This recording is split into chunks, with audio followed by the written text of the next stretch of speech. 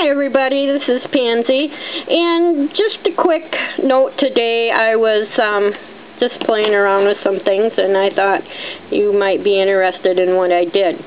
I went to a garage sale this weekend and I was able to find this curtain, and it's a valance top.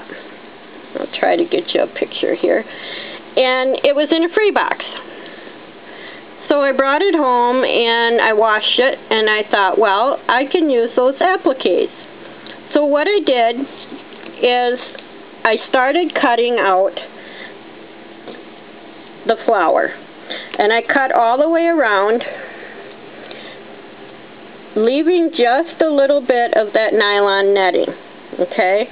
Then you have to go back and you have to trim the excess where it is joined together and leave just a little bit of that netting on the edge. I hope you can see this. Okay? And trim that off like that. And here's where the brown was attached. And I'm hoping I'm in focus here.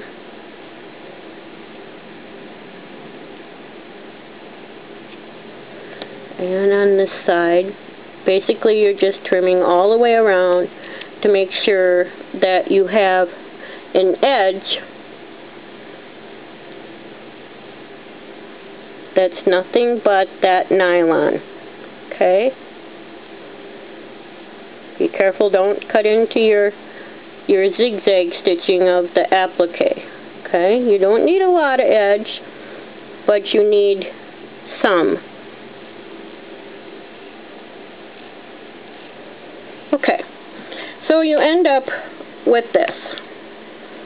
And then what I did is I wanted to seal the edges a little bit, so I applied my heat gun.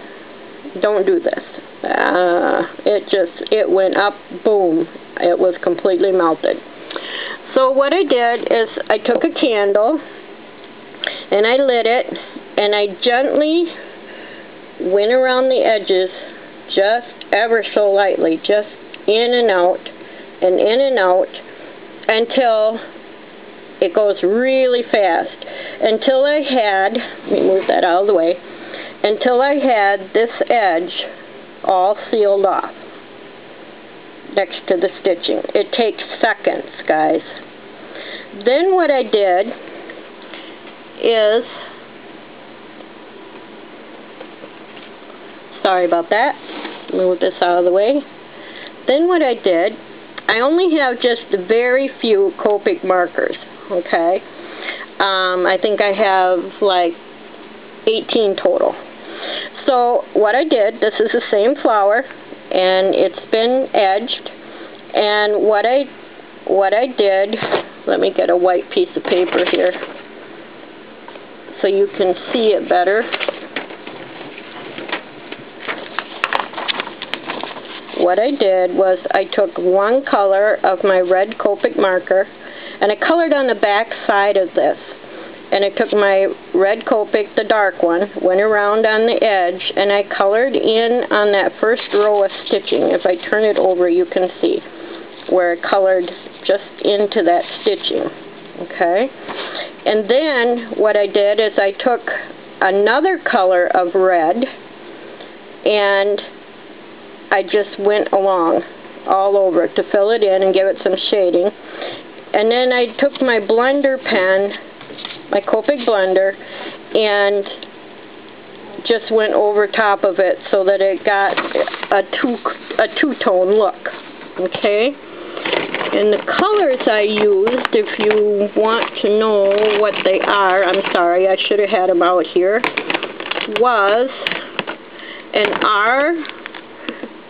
R46, which is strong red, and an R43, which is, oh, I can't read it, guys, sorry, but this is the one I used. Let my camera focus here, if it will. Okay, And so this is my two-tone flower. Then what I did is I took the leaves, which are also on this valance, and I colored them also in two-tone green. Now my greens don't match real well because I only had 2 greens, but I made it work. It turned out okay. I was happy with it. G28 and YG17. That's the only 2 colors I had. So what I did then is just put it together to where I thought it looked nice and laid it on a doily, or however you want to use it. Now I'm going to use this on a card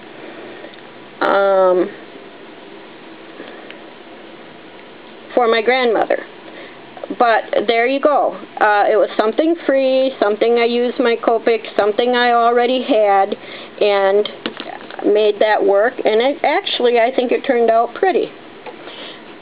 Also, from this garage sale, I got, let me move this out of the way, I got this funny little piece of lace. It was a curtain tie back, had nothing to go with it, was in the free bin. So what I did is I cut it right here and right here. That looked like a butterfly to me. Again, cutting around, and this one I did use my heat gun, just seconds. It took just seconds. And let me get the butterfly for you. Sorry guys, I got such a small work desk and I lost my butterfly. I'll be right back.